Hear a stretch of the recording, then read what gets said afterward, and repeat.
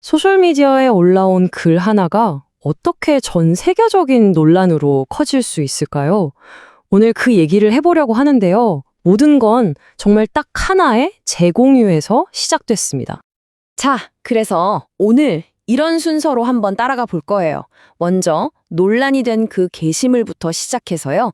이게 어떻게 100개가 넘는 나라 이야기로 번지는지, 그리고 여기서 등장하는 티나 피터스라는 인물은 또 누군지, 중남미에 산 비슷한 일이 없었는지, 그래서 국제적으로 어떤 파장을 낳았는지, 그리고 앞으로는 어떻게 될지 하나씩 짚어보겠습니다. 51대 49. 이 아슬아슬한 승리가 계속 반복되는 건 사실 프로그램이 그렇게 설계됐기 때문이다. 네, 바로 이 한 문장이 이번 논란의 심장부라고 할 수 있습니다. 이게 도대체 무슨 소리일까요?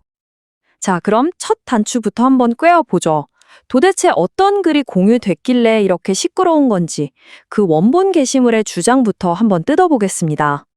그러니까 이 모든 일의 시작은요, 트럼프 전 대통령이 자기 SNS, 트루스 소셜에 글 하나를 공유하면서부터였어요.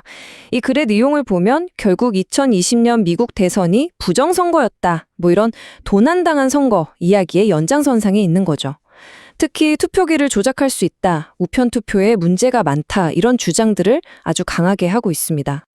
그런데 말이죠, 이게 그냥 미국 안에서만 시끄럽고 말았으면 할 수도 있는데 그렇지가 않았습니다.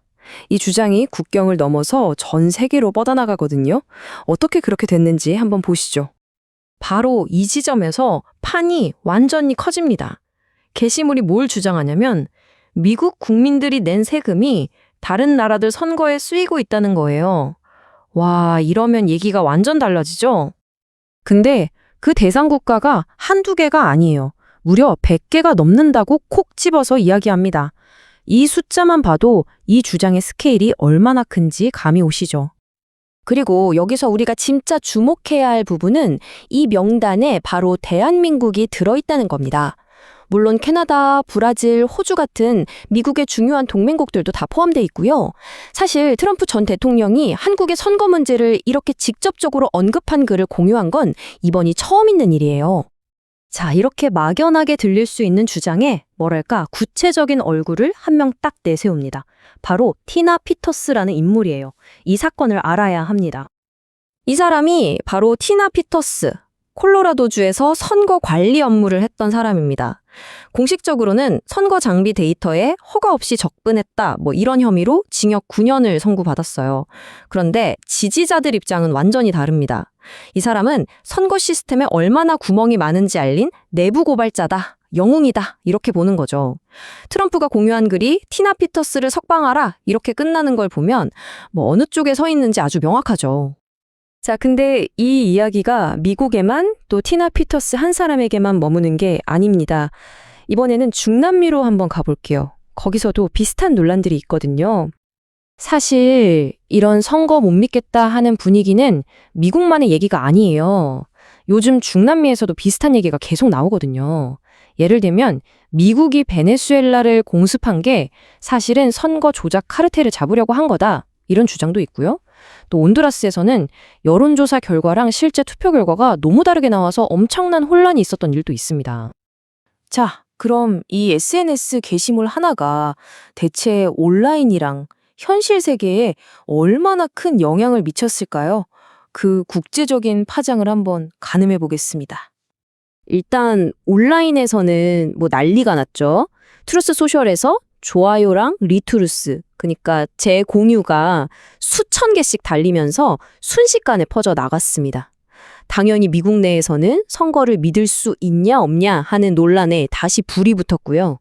그런데 뭐 온라인에서 시끄러운 거야, 그럴 수 있죠. 이게 정말 현실 세계에까지 영향을 미쳤을까요? 네, 정답은 그렇다입니다. 특히 이번 게시물은 한국을 비롯한 여러 동맹국들의 이름을 직접 거론했잖아요. 바로 그 점 때문에 이게 그냥 미국 내 정치 싸움이 아니라 국제관계, 지정학적인 문제로까지 번지게 된 겁니다. 그럼 앞으로는 어떻게 될까요? 이 논란이 계속해서 어떤 영향을 미치게 될지 한번 전망해 보겠습니다.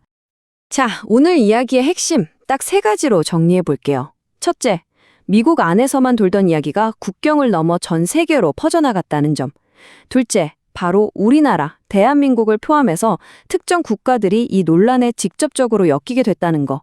그리고 마지막 셋째, 온라인에 올라온 글 하나가 현실 세계 외교 문제로까지 번지고 있다는 사실입니다. 트럼프가 이번에 한 재공유는 그냥 SNS 하다가 버튼 한번 누른 그런 차원의 일이 아닙니다. 이건 전 세계 여러 나라의 선거 시스템 자체를 믿을 수 없다는 아주 강력한 메시지가 될 수 있거든요. 한 사람의 손가락 끝에서 시작된 작은 파문이 동맹국과의 관계까지 흔드는 시대에 살고 있는 거죠, 우리가. 대한민국이 부정선거와 각종 좌익 세력들의 준동과 중국의 속국화가 심각해지는 즈음에 미국의 도움을 간절히 기다려온 가운데 트럼프 대통령이 한국의 부정선거를 언급한 것은 너무나도 반가운 소식입니다. 가뭄에 담비이듯이 말입니다. 이런 소식 가운데 우리는 더욱 힘과 용기를 내어 본격적으로 추워지는 겨울 날씨라도 움츠러들지 말고 거리로 나가 힘차게 불의한 정권과 맞서야 할 것입니다. 이재명의 부정선거로 당선된 가짜 대통령 짭통령입니다. 맞습니다. 가짜 이재명 가짜. 가짜 이재명 가짜.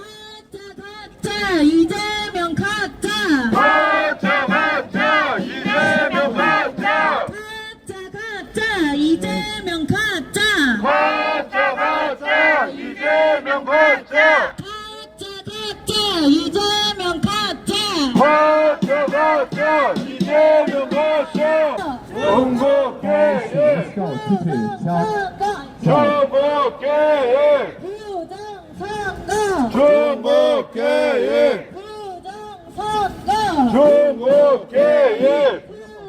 타네. 원천무효. 타네. 원천무효. 타네. 원천무효.